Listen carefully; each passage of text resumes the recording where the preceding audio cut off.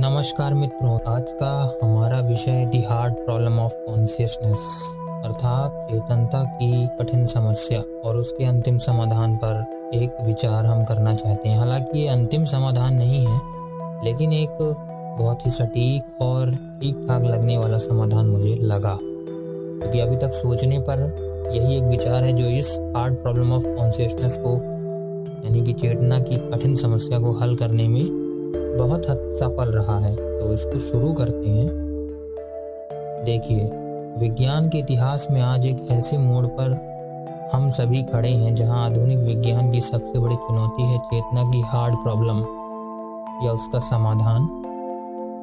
हमारे पूर्वजों के ज्ञान में पहले से ही ये चीज़ विद्यमान है। आज मैं आपके सामने वैदिक विज्ञान के उन मौलिक सिद्धांतों को प्रस्तुत करूंगा जो इस रहस्य का पूर्ण समाधान प्रस्तुत करते हैं। प्रथम तो हम समस्या को समझ लेते हैं कि आखिर ये हार्ड प्रॉब्लम ऑफ कॉन्शियसनेस है क्या। आधुनिक विज्ञान एक गहन विरोधाभास में फंसा हुआ है।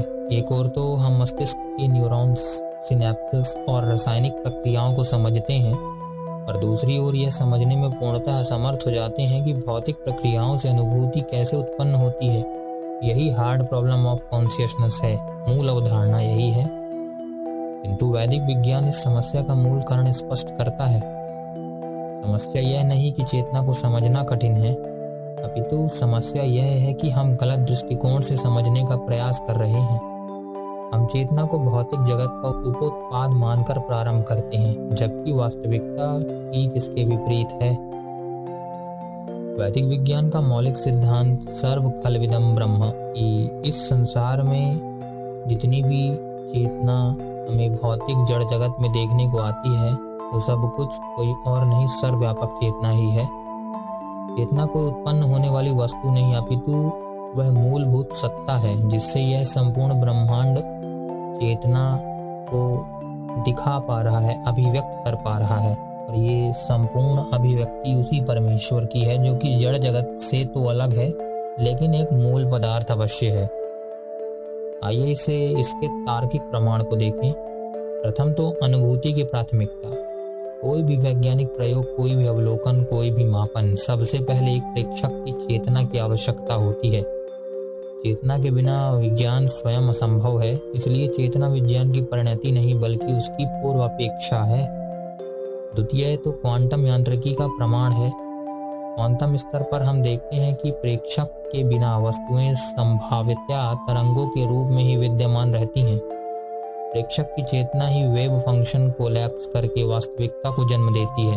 यह चेतना की मौलिक भूमिका का सीधा प्रमाण है। तृतीय, त्रिस्तरीय चेतना का वैदिक मॉडल, यानी कि वैदिक ऋषियों ने चेतना के 3 स्तर खोजे। जागृत अवस्था जहाँ हम बाह्य जगत को अनुभव करते हैं, स्वप्न अवस्था जहाँ हम आंतरिक मानसिक जगत का अनुभव करते हैं, सुषुप्ति अवस्था जहाँ शुद्ध चेतना शेष रह जाती है, केवल अपना अनुभव, केवल अपना बोध होता है, बिना किसी विचार के, बिना किसी अनुभव के, जो कि भूत भविष्य वर्तमान से संबंधित हो। ये तीनों अवस्थाएं चेतना के विभिन्न स्तर हैं, न कि मस्तिष्क की विभिन्न अवस्थाएं। चौथी बात तो ये चेतना पदार्थ का संबंध क्या है। वैदिक विज्ञान कहता है चेतना, जिसको सूचना या ऊर्जा या पदार्थ के रूप में देखा गया है, सूचना और ऊर्जा उसके गुण माने गए हैं, जबकि चेतना खुद एक मूलभूत पदार्थ है। चाहे वो सर्वज्ञ चेतना हो या अल्पज्ञ चेतना, लेकिन उसे पदार्थ के रूप में ही देखा जाता है। यह आधुनिक भौतिकी के क्वांटम फील्ड सिद्धांत से पूर्णतः मेल खाता है, जहाँ क्षेत्रों में कंपन से ही कणों का निर्माण होता है, यानी कि जो सूक्ष्म कंपन अर्थात वाइब्रेटिंग एंटिटीज, जिन्हें रश्मियां भी कहते हैं, उनसे ही इन कणों में स्पंदन होता है और फिर प्रकृति से विकृति की अवस्था इस संसार में बनती है। आज जहां हम जिसे महसूस कर रहे हैं वो विकृति है, क्योंकि प्रकृति की मूल अवस्था तो साम्य अवस्था है, जहां सत्व और स्तंभ साम्य अवस्था में प्राप्त होते हैं और वो बिल्कुल शांत होती है। इसने चेतना के प्रत्यक्ष अनुभव हेतु एक वैज्ञानिक पद्धति विकसित की, जिसमें श्रवण है, फिर मनन है, निधिध्यासन है और फिर अंत में समाधि है। यह पद्धति आज के न्यूरोसाइंस रिसर्च में ध्यान और मस्तिष्क स्कैन स्टडीज के रूप में सत्यापित हो रही है। छठवां भाग तो हार्ड प्रॉब्लम के विशिष्ट समाधान क्या हो सकते हैं। द बिगेस्ट प्रॉब्लम ऑफ क्वेलिया, जिसको व्यक्तिपरक अनुभव उसका समाधान ये दिया कि क्वैलिया चेतना का स्वभाव है, न कि उसका उत्पाद। और एकीकरण की समस्या है विभिन्न संवेदनाओं का एकीकरण। तो समाधान दिया कि अंतर्यामी चेतना सभी संवेदनाओं को एकीकृत करती है। क्वांटम मैकेनिकल कोहेरेंस ये कहता है कि wave function collapse requires observer consciousness, quantum superpositions analogous to potential states of awareness, non-locality mirrors omnipresence of cosmic consciousness। तो चेतना की गुत्थी का आसान समाधान सरल भाषा में करूं तो समस्या क्या है। आज का विज्ञान एक ऐसी पहेली से जूझ रहा है, दिमाग की सारी हरकतें तो हम समझते हैं, पर यह अनुभव कैसे होता है, या मैं कहूँ कि यह एहसास कहाँ से आता है। तो वैदिक विज्ञान का जवाब यह है कि चेतना पहले से मौजूद है। यह दिमाग से पैदा नहीं होती, बल्कि दिमाग इसी चेतना के माध्यम से काम करता है। 3 स्तरों का सिद्धांत है, जागृत बाहरी दुनिया का अनुभव, जैसे गर्मी सर्दी का एहसास, स्वप्न में अंदरूनी दुनिया, अपने विचार कल्पनाएं, गहरी नींद में शुद्ध चेतना, बिना किसी अनुभव के सिर्फ होने का एहसास। आधुनिक विज्ञान से तुलना, जैसे टीवी स्क्रीन पर फिल्म चलती है, स्क्रीन को चेतना समझ लीजिए जो हमेशा मौजूद रहेगी। हालांकि स्क्रीन अपने आप में एक जड़ पदार्थ है, लेकिन स्क्रीन को अभी के लिए आप चेतना समझिए। फिल्म को दिमाग की गतिविधियां समझिए जो आती जाती रहती हैं। हम गलती से फिल्म को ही असली मान बैठते हैं, जबकि स्क्रीन हमेशा सच होती है। साधारण उदाहरण से समझे तो कंप्यूटर में हार्डवेयर दिमाग है, सॉफ्टवेयर विचार हैं, बिजली चेतना है। बिना बिजली के दोनों ही बंद हो जाते हैं।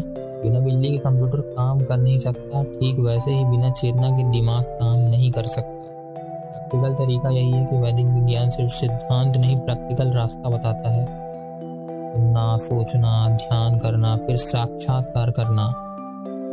चेतना के बारे में जानकारी लेना सुनना कहलाएगा, सोचना इस पर गहराई से विचार करना, ध्यान इसका सीधा अनुभव करना, और साक्षात्कार खुद को चेतना के रूप में जान लेना, इसको अल्टीमेट रियलिटी कहा गया है। रोजमर्रा के अनुभव तो जब आप गहराई से किसी चीज में खो जाते हैं, जब आपको अचानक कोई बढ़िया आइडिया आता है, तब आप बिना सोचे समझे सही निर्णय ले लेते हैं। ये सभी चेतना के विभिन्न रूप हैं। अंतिम बात यही कि चेतना उस स्क्रीन की तरह है जिस पर पूरी दुनिया की फिल्म चल रही है। हम फिल्म के किरदारों में इतने खो गए कि स्क्रीन को भूल गए। वैदिक विज्ञान हमें याद दिलाता है हम स्क्रीन है, सिर्फ किरदार नहीं। यही है चेतना का रहस्य और यही है वैदिक विज्ञान का सरल समाधान। वैज्ञानिक दृष्टिकोण देखिए वैदिक विज्ञान का कि चेतना मस्तिष्क से स्वतंत्र अस्तित्व रखती है, इतना स्थान समय से परे है, इतना सूचना प्रसंस्करण से मौलिक रूप से भिन्न है। अंत में एक ही क्रांतिकारी निष्कर्ष यही प्रस्तुत करता हूँ कि समस्या चेतना में नहीं बल्कि हमारे दृष्टिकोण में है। जब तक हम चेतना को भौतिक जगत का उत्पाद मानते रहेंगे, तब तक हम इस समस्या को, इस रहस्य को नहीं सुलझा सकते। वैदिक विज्ञान का प्रस्ताव सरल किंतु क्रांतिकारी। चेतना मूलभूत सत्ता है और भौतिक जगत इसकी अभिव्यक्ति है। यह दृष्टिकोण न केवल हार्ड प्रॉब्लम का समाधान प्रस्तुत करता है, अपितु विज्ञान और अध्यात्म के बीच की कृत्रिम खाई को भी पाटता है। आइए हम एक नए वैज्ञानिक युग का सूत्रपात करें, जहाँ चेतना को उसके वास्तविक स्वरूप में समझा जाए, न कि भौतिकवादी पूर्वाग्रहों के द्वारा। जैसा ऋग्वेद में कहा गया है, एकम सद्विप्रा बहुधा वदन्ति, सत्य एक ही है, ज्ञानी उसे अनेक नामों से पुकारते हैं। आज विज्ञान और वेद एक ही सत्य की ओर संकेत कर रहे हैं। चेतना की वह मूलभूत सत्ता है जिससे यह संपूर्ण ब्रह्मांड अभिव्यक्त होता है। धन्यवाद।